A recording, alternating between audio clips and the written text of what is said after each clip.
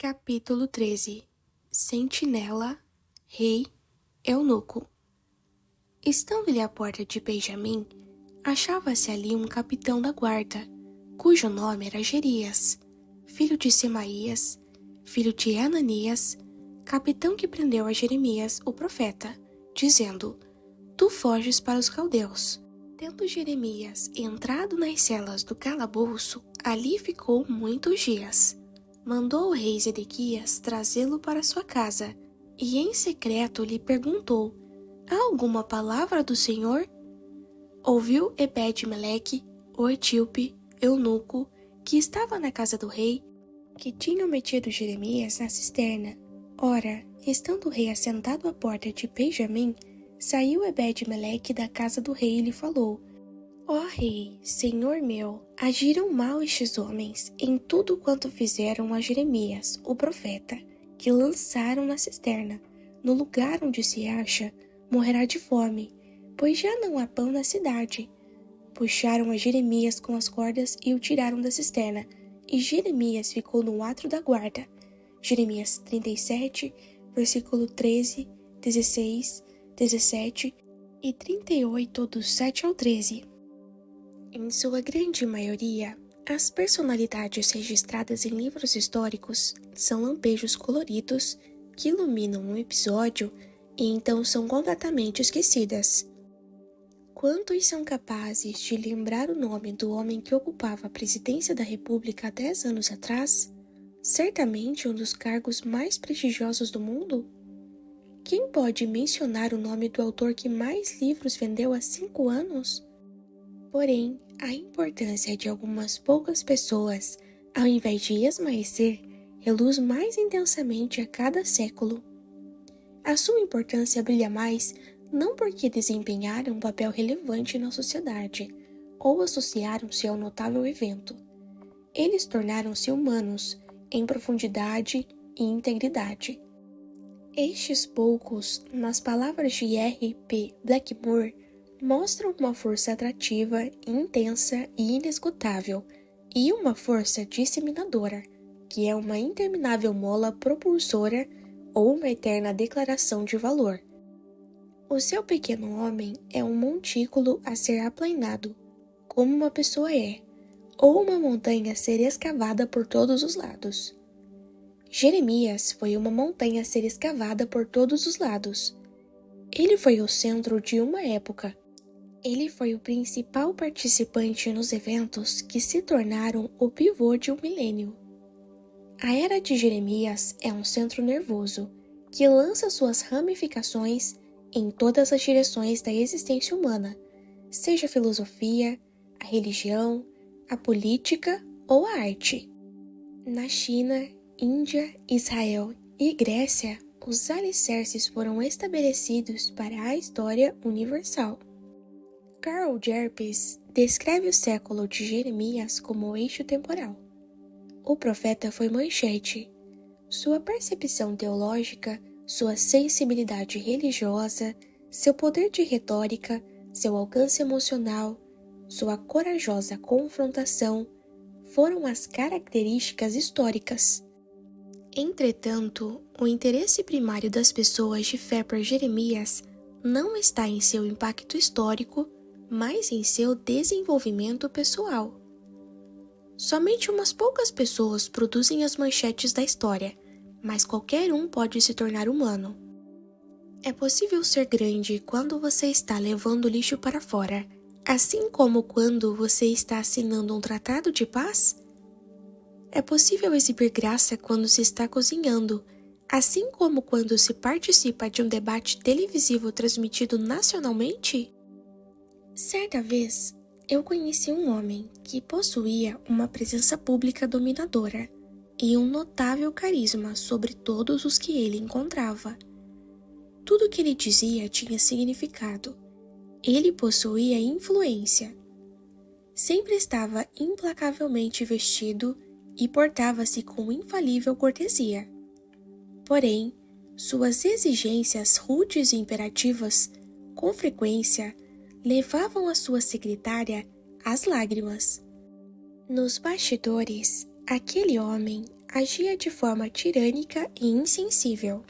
Sua imagem pública era impecável, mas seus relacionamentos pessoais eram medíocres. Como Jeremias lidava com as pessoas no dia a dia?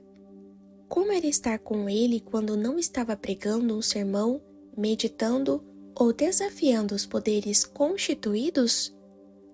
A reflexão dos séculos acrescenta um comovente consenso.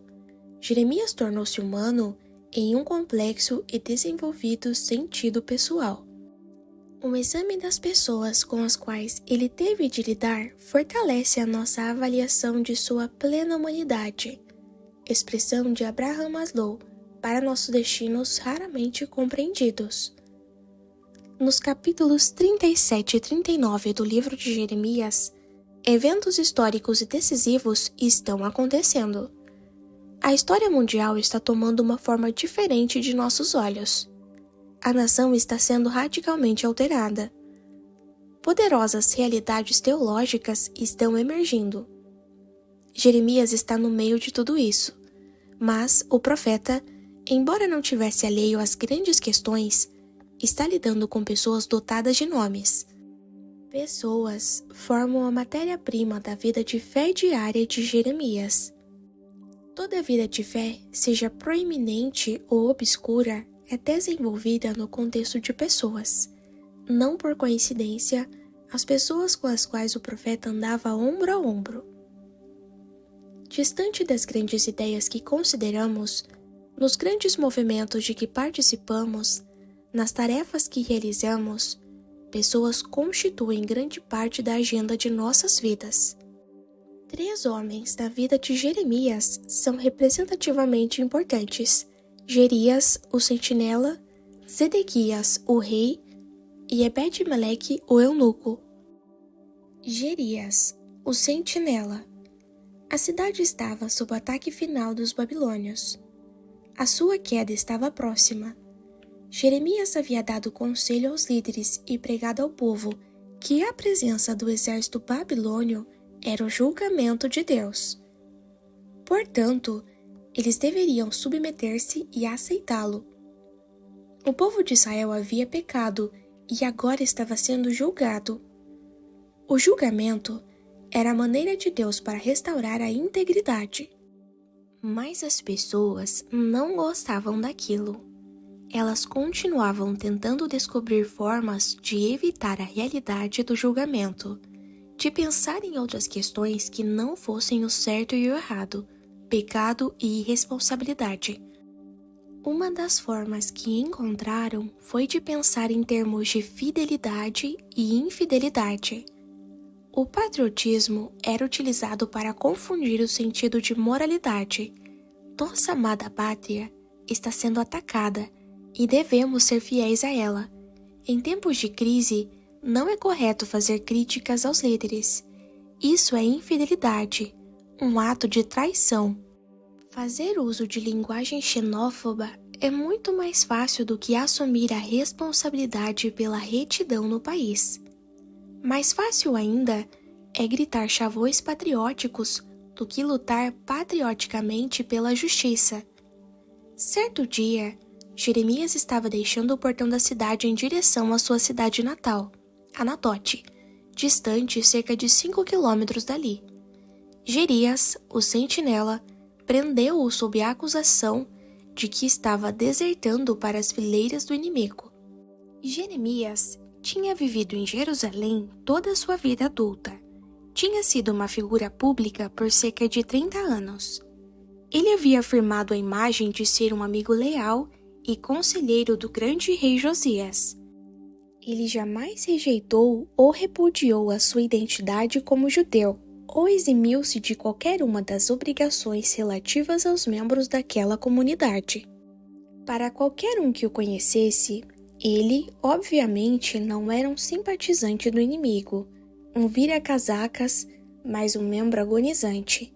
Jerias conduziu o homem que o havia prendido aos seus superiores, aos príncipes que o açoitaram e o trancafiaram no cárcere. Aparentemente, eles aguardavam por um incidente qualquer que pudesse ser usado para prender Jeremias. Gerias, dotado dos indiscriminados reflexos de um cão de guarda, fez o serviço.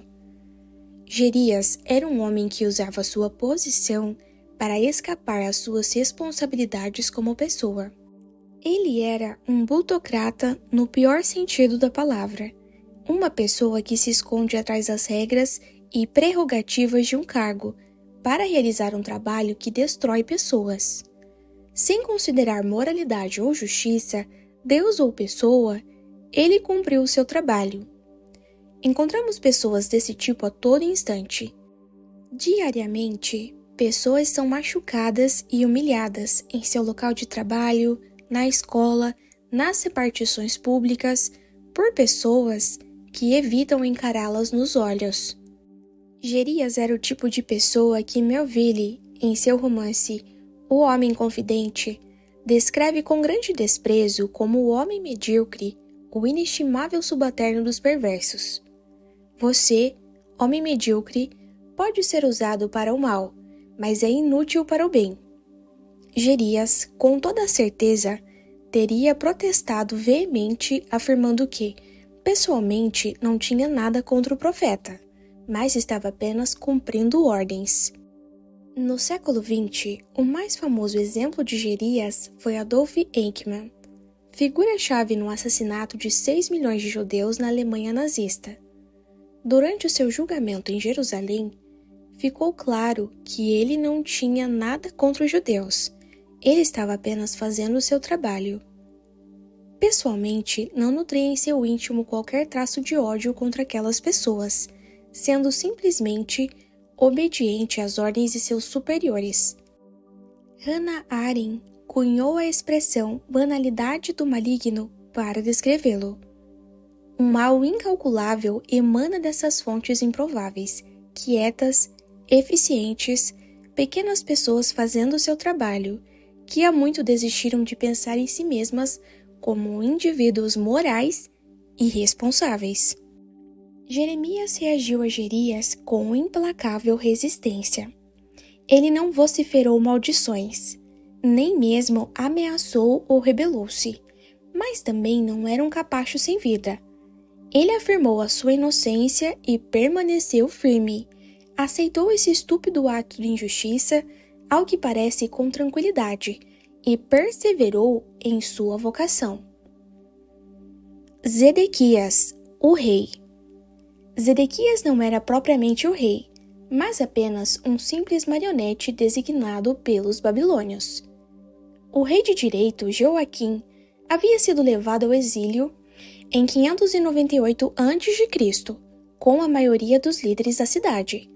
Seu tio, Zedequias, foi o escolhido para substituí-lo no trono, onde permaneceu por 11 anos. Ao longo deste período de reinado, ele manteve frequentes conversações com Jeremias. O profeta esteve intimamente ligado ao seu irmão, o grande Josias, e com os seus sobrinhos, os reis Jeoaquim e Joaquim. Zedequias nutria por Jeremias sentimentos ambíguos. Ele o respeitava. Como seria possível não respeitá-lo? Sua estatura era imensa, sua integridade impressionava e sua coragem era lendária. Mas o profeta também era um grande embaraço, pois Zedequias permitia cercar-se da costumeira multidão de sobreviventes bajuladores, que buscavam de todas as maneiras obter vantagens de sua associação com o rei. Ele podia apostar que Jeremias possuía um silencioso descaso por essas pessoas. Por ser uma pessoa fraca e insegura, é provável que Zedequias foi o escolhido para reinar porque os babilônios sabiam que ele não tinha vontade própria e se submeteria ao que lhe fosse ordenado. O que eles falharam em perceber é que ele faria o que lhe fosse induzido por qualquer um que estivesse ao seu lado. Quando os exércitos inimigos se foram e ultracionalistas da pior espécie começaram a surgir com planos engrenados para acabar com o domínio da Babilônia por meio de uma aliança com o Egito, ele foi facilmente persuadido. Algumas vezes, ele era acometido de ataques de consciência e mandava chamar Jeremias para uma consulta, e por breve período de tempo prestava atenção à palavra profética. Entretanto, nada durava muito com Zedequias. O homem era como uma massa de modelar. Ele se deixava influenciar por qualquer um que falasse mais alto com ele. Quando a pressão arrefecia, ele, gradualmente, voltava a seu estado inicial, pronto para ser influenciado novamente. Ao contrário, Jeremias foi formado em seu íntimo pela obediência e a fé em Deus. Uma coluna de ferro. Zedequias assumia a forma que as circunstâncias exigissem. Zedequias foi uma prova incontestável de que boas intenções são inúteis quando desacompanhadas de um caráter desenvolvido. Não nos tornamos pessoas íntegras apenas pelo desejo de assim ser, de consultar os profetas certos ou de ler os livros adequados. Intenções amadurecem em comprometimento se nos tornarmos pessoas com definição, caráter e substância. Após Jerias levar o profeta diante dos príncipes e estes o lançarem na prisão, Zedequias mandou que o trouxessem até o seu palácio para uma conversa. Ele o fez em segredo por temer a reação dos príncipes, mas não poderia ignorar o profeta, por recear que este lhe revelar alguma verdade importante. Mais tarde, enfurecidos por Jeremias estar pregando de sua cela, os príncipes jogaram-no em uma cisterna. Zedequias não tomou qualquer atitude para evitar isso. O rei era um perfeito fantoche, à mercê dos desejos dos que o cercavam. Zedequias submetia-se aos planos que as pessoas poderosas imaginavam para ele. Não há evidências de que ele agia dolosamente, com premeditação. Porém, e este é o fato importante, também não há sinais de que ele planejava o bem. E a bondade não acontecia. Ela não surge apenas de boas intenções. O bem requer cuidado constante, disciplina, treinamento, longo desenvolvimento. Zedequias não era o tipo de pessoa capaz de fazer isso. Talvez este rei tenha sido uma das pessoas mais difíceis em toda a vida de Jeremias. Um rei, Josias, tinha sido seu amigo íntimo, enquanto que o outro rei, Joaquim, seu inimigo implacável. Entretanto, Zedequias não tinha forma definida. Não se poderia contar com ele para nada, fosse positivo ou negativo. Apesar disso, Jeremias mantinha seu testemunho debaixo da fidelidade de seu Deus, distante da inconstância de seu rei. Ebed-Meleque, o eunuco. Ebed-Meleque era um estrangeiro, um homem negro vindo da Etiópia e um funcionário administrativo do governo. Quando ele soube que Jeremias havia sido lançado na cisterna, logo percebeu que o profeta rapidamente morreria se não fosse retirado a tempo. Embora a cisterna estivesse sem água, havia muito barro e lodo, e Jeremias estava afundando. Logo ele morreria, sufocado ou pela exposição à salubridade do local. Então, o eunuco foi até o rei e confrontou-o com a injustiça que este havia cometido. O rei lhe deu autorização para efetuar uma operação de resgate. Ebed-Meleque levou 30 homens consigo, foi ao guarda-roupa do palácio e tomou roupas usadas e trapos, rumando para a cisterna. Ele desceu as roupas e trapos a Jeremias no fundo da cisterna, instruindo-o que os colocasse nas axilas, a fim de não ser ferido pelas cordas quando fosse retirado. A seguir, ele o resgatou. Jeremias nunca foi muito popular ou cercado de aplausos e apreciação. Entretanto, isto não significava que ele não tivesse amigos. De fato, Jeremias foi extremamente abençoado por suas amizades. Cerca de 20 anos atrás, sob o reinado de Joaquim, o profeta quase foi assassinado, mas a oportuna intervenção de Aicão, filho de Safã, foi determinante para salvar-lhe a vida. Jeremias 26, versículo 24. Baruque era seu discípulo e secretário, leal e fiel, e sempre junto ao profeta mesmo em tempos difíceis. E Ebed-Meleque, o eunuco etíope, veio em seu socorro. Henry Adams escreveu: um amigo durante a vida é bom, 2 é muito, e 3 algo difícil de ocorrer. Jeremias teve 3. O eunuco arriscou a sua própria vida ao resgatar Jeremias. Por ser estrangeiro, ele não possuía qualquer direito legal. Não obstante, estava indo contra a opinião popular em uma crise histérica em tempos de guerra. Nada disso importava. Um amigo é um amigo. Ebed-Meleque não ficou de braços cruzados em vã piedade por Jeremias, lamentando filosoficamente o destino do profeta. Antes, ele foi até o rei. Preocupou-se até em pegar roupas e trapos para que as cordas não ferissem Jeremias. Apresentou-se para o socorro e participou ativamente de seu resgate. Ele exerceu a sua amizade. Naquele ano, nem todos se preocupavam apenas em fazer o seu trabalho. Nem todos estavam velando ao sabor dos ventos da opinião pública. Para algumas pessoas, um amigo era muito mais importante do que o emprego, do que obter vantagens egoístas. Acima de tudo, um amigo significava um compromisso pelo qual valia a pena arriscar-se. O simples fato dele possuir amigos demonstra algo essencial sobre Jeremias. Ele precisava de amigos. Ele era bem resolvido em sua vida interior. Era impossível demovê-lo de seu curso por inimizade ou bajulação. Jeremias estava habituado à solidão. Entretanto, ele necessitava de amigos. Integridade não é sinônimo de autossuficiência. A vida plena e íntegra não pode ser vivida como uma independência arrogante. Nosso objetivo não pode ser viver sem auxílio algum. Uma das evidências da integridade de Jeremias foi a sua capacidade de receber amizade, de permitir que outros lhe ajudassem, de ser acessível à compaixão. É muito mais fácil entender a amizade aos outros do que recebê-la. Ao conceder a nossa amizade, nós compartilhamos força, porém ao aceitá-la demonstramos fraqueza. Entretanto, pessoas bem resolvidas intimamente jamais se escondem atrás de dogmas ou projetos, mas estão abertas a um amplo espectro de amizades. As ideias teológicas, as forças históricas e as causas nobres que tocaram a vida de Jeremias jamais permaneceram ou se tornaram abstratas, mas foram forjadas com gente, pessoas que possuíam um nome.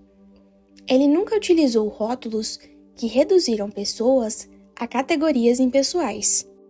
Por isso, não constitui nenhuma surpresa descobrir que há mais nomes pessoais no livro de Jeremias do que em qualquer outro livro profético.